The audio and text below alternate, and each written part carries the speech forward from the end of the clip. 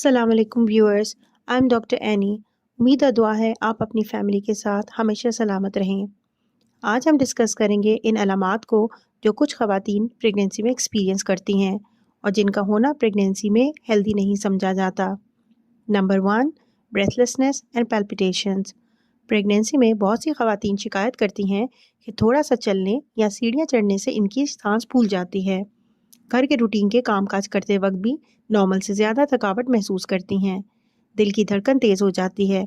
Pregnancy में इसकी सबसे बड़ी वजह खून की कमी यानी अनीमिया है, जिसकी बहुत सी वजूहात हो सकती हैं। मसलन आप डाइट में आयरन यानी फौलाद को प्रॉपर्ली नहीं ले रही, जिसकी वजह से टेस्टों में खून की कमी आई है, या फीमेल का किसी भी रास्ते से खून का ज़ाया होना, जैसे किसी भी ट्राइमेस्टर में ब्लीडिंग या स्पॉटिंग। बहुत सी ख़वातीन को प्रेगनेंसी में नौजिया और वॉमिटिंग होती है, जिसकी वजह से खून की कमी हो सकती है। कुछ मरीज़ों को प्रेगनेंसी में ही थैलेसीमिया का पता चलता है। वो डाइट भी बेहतर करती हैं, आयरन भी खाने में लेती हैं, लेकिन हीमोग्लोबिन नहीं बढ़ता और इसकी तशख़ीस प्रेगनेंसी में ही होती है जब इसके टेस्ट करवाए जाते हैं। अनीमिया के लिए कोशिश करें डाइट में ग्रीन वेजिटेबल्स और फ्रेश फ्रूट्स का इस्तेमाल ज़्यादा करें। चुकंदर, गाजर, खजूर अपनी डाइट में ऐड करें। कलेजी, कीमा, रेड मीट यानी गोश्त का इस्तेमाल ज़्यादा करें। दूध और अंडों का इस्तेमाल करें। अनार, माल्टे और स्ट्रॉबेरी का जूस भी मुफीद है। फिजी ड्रिंक्स और जंक फूड को अवॉइड करें। Number 2, itching in pregnancy. सबसे पहले तो ये पता लगाना ज़रूरी है कि ख़ारिश की वजह क्या है, फिर इसके मुताबिक इलाज किया जाता है। अगर तो यह हमल में होने वाली आम ख़ारिश है तो इसके लिए आप मुतासरा जगह पर सूदिंग लोशन जैसे कैलामीन लोशन वगैरह का इस्तेमाल कर सकती हैं।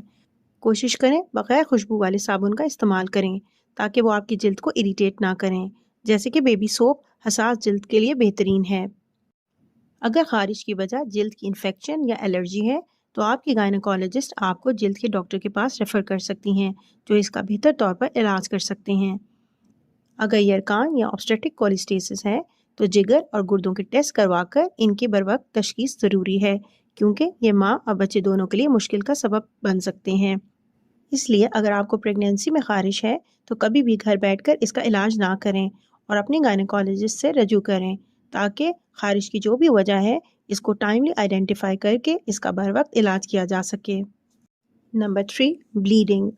अगर आपको फर्स्ट ट्राइमेस्टर में पेट में दर्द, ग़नूदगी और थोड़ी स्पॉटिंग या ब्लीडिंग हो तो ये निशानी होती है एक्टोपिक प्रेगनेंसी की, जिसमें बेबी यूट्रस की जगह ट्यूब्स या किसी और जगह इम्प्लांट हो जाता है।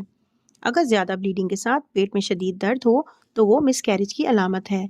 अगर थर्ड ट्राइमेस्टर में ब्लीडिंग हो सकता है आपका प्लेसेंटा नीचे हो, यानी प्लेसेंटा प्रीविया हो, और अगर शदीद दर्द हो तो ये निशानी इस बात की है कि आपका प्लेसेंटा यूट्रस से अलहदा हो गया है, जिसे प्लेसेंटल एब्रप्शन कहते हैं, और ये इमरजेंसी सिचुएशन होती है। Number 4, weight gain. प्रेगनेंसी में 9 से 15 किलो के वेट गेन को नॉर्मल समझा जाता है और ये डिपेंड करता है कि आपका प्रेगनेंसी से पहले वज़न कितना था। अगर वज़न नॉर्मल तरीके से बढ़ेगा तो आप और आपका बेबी दोनों सेहतमंद रहेंगे। प्रेगनेंसी में आपको रोज़ाना 4 से 500 कैलोरीज ज़्यादा लेनी है, यानी जितनी कैलोरीज आप प्रेगनेंसी से पहले ले रही थीं, इससे अब आप तकरीबन 400 से 500 ज़्यादा कैलोरीज एक दिन में ले सकती हैं। और कोशिश करें ये कैलोरीज हेल्दी हों ताकि आपका वेट गेन भी हेल्दी हो। ज़्यादा वेट गेन होने की सूरत में माँ को शुगर और ब्लड प्रेशर हो सकता है और सिजेरियन सेक्शन के चांसेस बढ़ जाते हैं। नंबर 5, बैक एक। बहुत सी ख़वातीन प्रेगनेंसी में बैक एक की कंप्लेन करती हैं और इसकी वजह कैल्शियम और विटामिन डी की कमी है। अगर आपकी हड्डियां कमज़ोर होंगी तो वो प्रेगनेंसी का स्ट्रेस बर्दाश्त नहीं कर पाएंगी और इनमें दर्द होना शुरू हो जाएगा।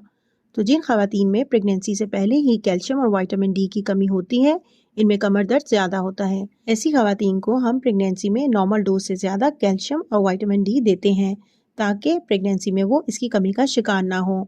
कैल्शियम और विटामिन डी के लेवल्स को प्रेगनेंसी में रेगुलरली ज़रूर चेक करवाते रहें, क्योंकि हमारे रीजन की तकरीबन 7 से 80% आबादी में विटामिन डी और कैल्शियम की कमी पाई जाती है। Number 6, leg swelling. प्रेगनेंसी में पाँव और टांगों पर थोड़ी बहुत सूजन हो जाती है, लेकिन अगर आपको लगे कि एक टांग पर स्वेलिंग ज़्यादा है और दूसरी तरफ कम है, या लेग का कलर चेंज हो रहा है, या इसमें बहुत ज़्यादा दर्द महसूस हो, तो इस सूरत में भी आपने अपनी डॉक्टर को ज़रूर चेक करवाना है, क्योंकि प्रेगनेंसी में खून ज़्यादा जमता है اور ख़ास طور پر ان خواتین کا جن کا وزن زیادہ ہو اور ان کو اس کنڈیشن جسے ڈیپ وین تھرومبوسس کہتے ہیں اس کی شکایت ہو سکتی ہے۔ Number 7، falling during pregnancy. کئی بار ایسا ہوتا ہے کہ خواتین کا پاؤں سلپ ہو جاتا ہے یا کسی ایکسیڈنٹ کی وجہ سے وہ گر جاتی ہیں، تو اس صورت میں بھی ڈاکٹر کو چیک کروانا لازمی ہے۔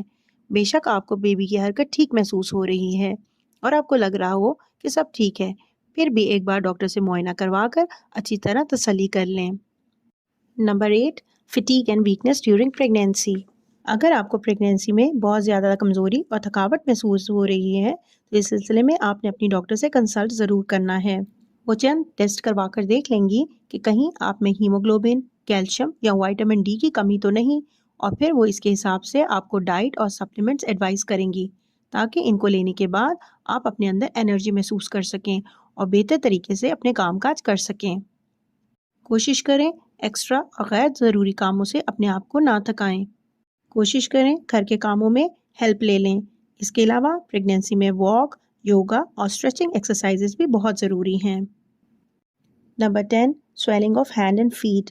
عام طور پر پریگنینسی میں ہاتھ پاؤں پر تھوڑی سویلنگ ہو جاتی ہے جو نارمل ہے، لیکن اگر سویلنگ زیادہ ہو جائے تو اپنا بلڈ پریشر ضرور چیک کروائیں، کیونکہ ہائی بلڈ پریشر یعنی پریگنینسی انڈیوسڈ ہائپر ٹینشن اور پری کلیمشیا میں ہائی بلڈ پریشر کے ساتھ ہاتھ پاؤں اور فیس پر سویلنگ زیادہ ہو جاتی ہے۔ اگر آپ کو دھندلا نظر آئے اور اس کے ساتھ آپ کا بلڈ پریشر بڑھا ہو اور ہاتھ پاؤں پر سوجن ہو تو اس کا مطلب ہے کہ آپ کو پری کلیمشیا ہے، جس کے لیے ڈاکٹر سے رجوع کریں تاکہ بلڈ پریشر کنٹرول کرنے کی دوائی بر وقت شروع کی جا سکے۔ نمبر 11، ان یوزول تھرسٹ، یعنی اگر آپ کو پریگنینسی میں غیر معمولی پیاس لگے، منہ بار بار خشک ہو اور پانی پی کر بھی پیاس نہ بجھے تو ہو سکتا ہے آپ کو گیسٹیشنل ڈائبٹیز ہو، یعنی پریگنینسی میں شوگر کا مسئلہ ہو، جس کے لیے آپ اپنی ڈاکٹر سے شوگر کا ٹیسٹ ضرور کروائیں، اور اس کا علاج ماں اور بچے دونوں کے لیے بہت ضروری ہے۔ گھر میں اگر آپ شوگر چیک کریں تو کھانے سے پہلے کی شوگر یعنی فاسٹنگ بلڈ شوگر 95 سے کم، کھانے سے 1 گھنٹے کے بعد کی شوگر 140 سے کم اور کھانے کے 2 گھنٹے کے بعد کی شوگر 120 سے کم ہو تو یہ نارمل ہے۔ Number 12، breathing difficulties.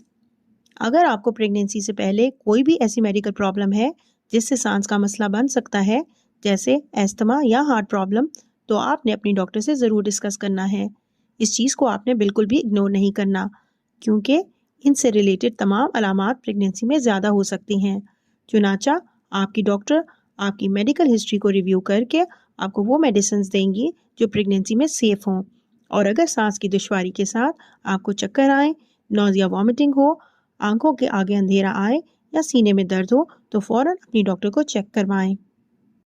Number 13، baby movements. دوسرے ٹرائمیسٹر میں بیبی کی موومنٹس تیسرے ٹرائمیسٹر کی نسبت زیادہ ہوتی ہیں۔ تیسرے ٹرائمیسٹر میں بیبی کی حرکت ککس کی صورت میں ہوتی ہیں۔